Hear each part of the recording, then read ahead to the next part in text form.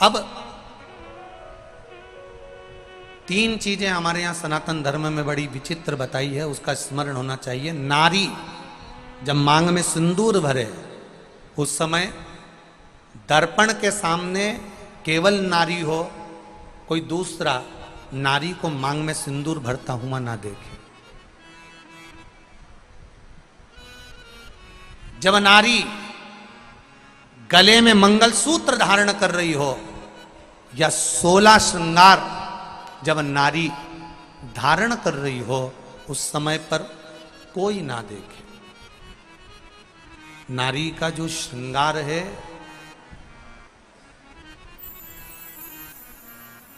एक विवाह के समय पर और एक मृत्यु के समय पर।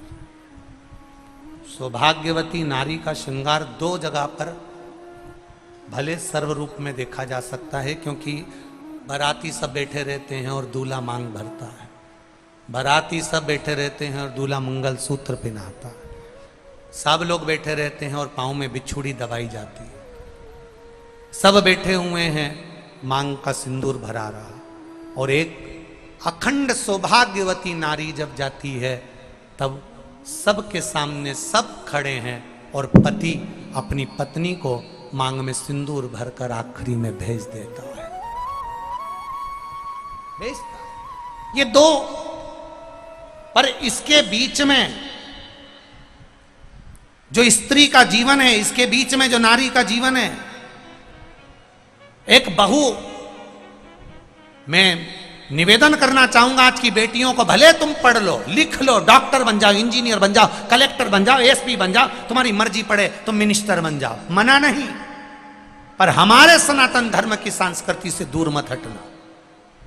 मुख में हिंदी, माथे पर बिंदी, ये मेरे भारत की सनातन धर्म की निशानी आपके भीतर होना चाहिए।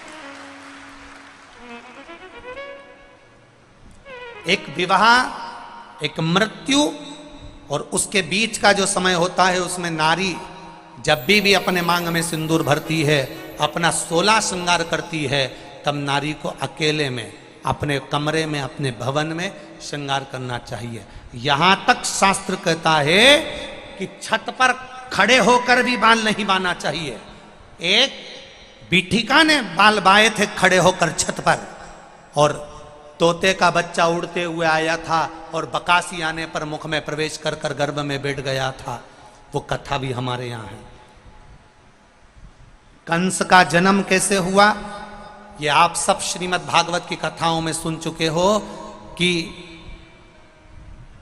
नारी रजो धर्म में थी और रजो धर्म की वो नारी 3 दिन बाद केश धोकर बाहर गई और द्रुमलिक नाम का एक असुर ने देख लिया और वो उसके साथ में रहने लगा और उसके माध्यम से उसका गर्भ ठहर गया।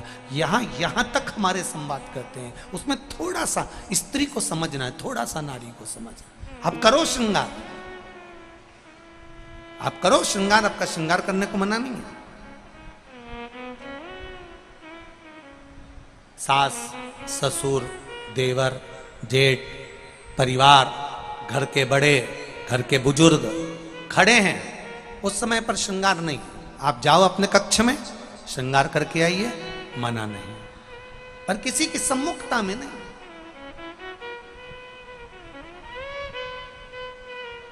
कितनी कितनी मर्यादा मेरे भारत की भूमि की रही है। इतना इतना पल्लू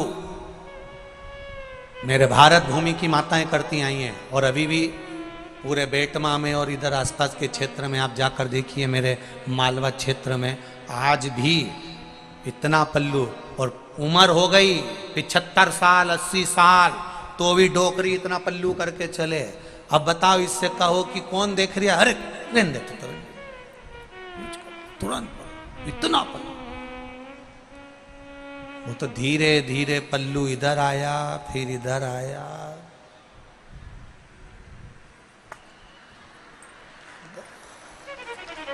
कहीं नहीं बचे आ गए।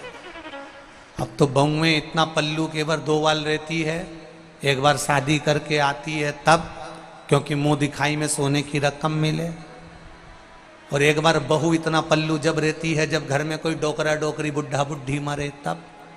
क्योंकि आंख में आंसू एक भी नहीं आए, बस अंदर जबरदस्ती चिल्लाए, बस 2 बारी रोती, बस तो आंख में आंसू, बस पल्लू इतना ही बस। और वो भी भगवान जाने ऐसी डिजाइन में रोती, इतनी डिजाइन में भगवान। वो एक बार हम तो यहीं की बात बताएं, मतलब कहाँ किसको बोलने जावे,